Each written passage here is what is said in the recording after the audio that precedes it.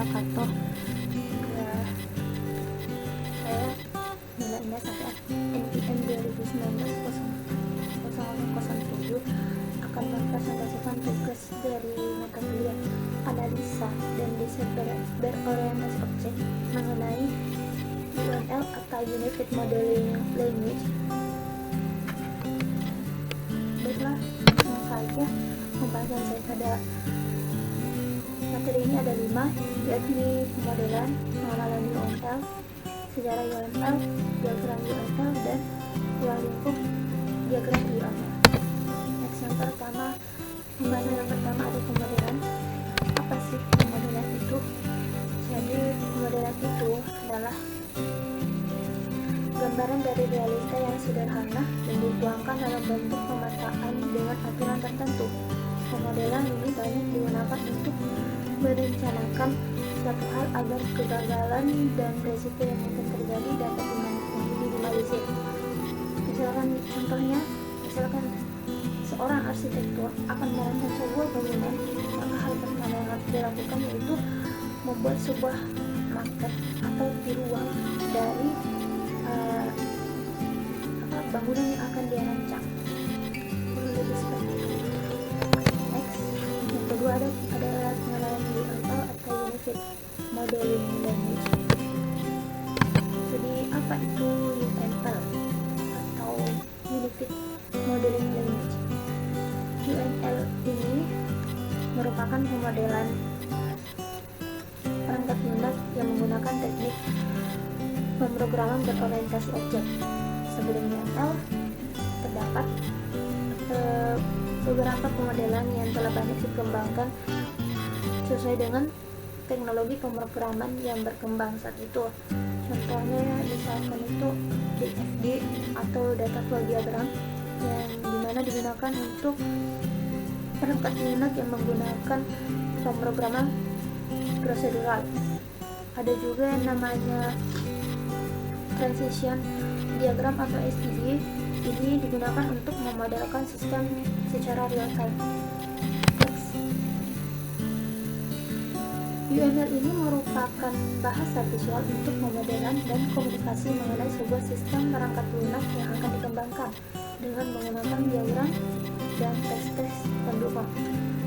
Dan fungsi dari UML ini sendiri ialah sebagai jembatan dalam mengkomunikasikan beberapa aspek dalam sistem melalui sejumlah elemen grafis yang bisa dikombinasikan menjadi diagram, dan terdapat banyak diagram yang dapat mengakomodasikan berbagai sudut pandang dari suatu perangkat lunak yang akan dibangun. Next, sejarah UML.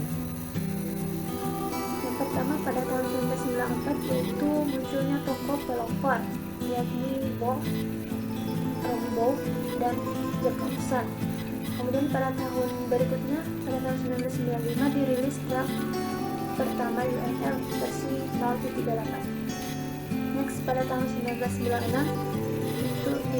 pada tahun ini mengkoordinasikan oleh Object Management Group. Next, pada tahun 1997 yaitu munculnya UML versi 1.1. Nah, 2 tahun kemudian pada tahun 1999 di sini penyusunan 3 buku UML oleh tokoh pelopor yang tadi, yaitu Bohr, Rombaugh, dan Jacobson. Nah, pada tahun yang sama UML menjadi standar pemodelan berorientasi objek. Kemudian pada tahun 2003 dirilis UML versi 1.5. Next, pada tahun berikutnya kemudian dirilis UML versi 2.0 yang masih dalam pengembangan. Next, ada diagram UML seperti yang terlihat pada layar, kurang lebih seperti itu. Nah, kita masuk dalam ruang lingkup diagram UML. Jadi ruang lingkup diagram UML itu ada 3. Yang pertama, struktur diagram.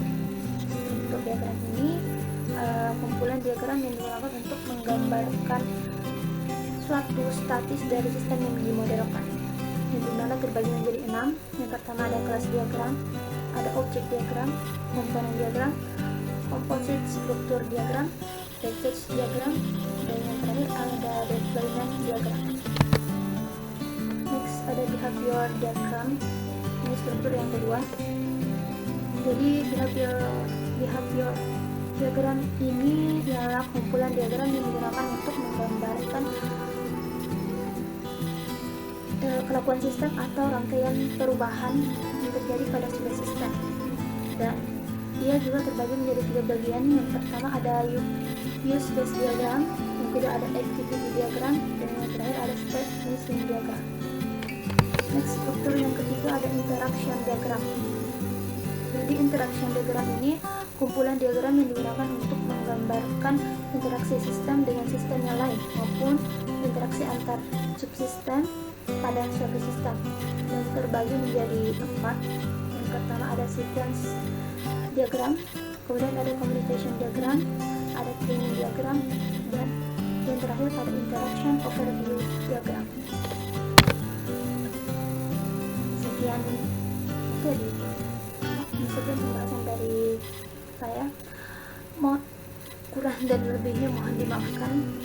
Assalamualaikum warahmatullahi wabarakatuh.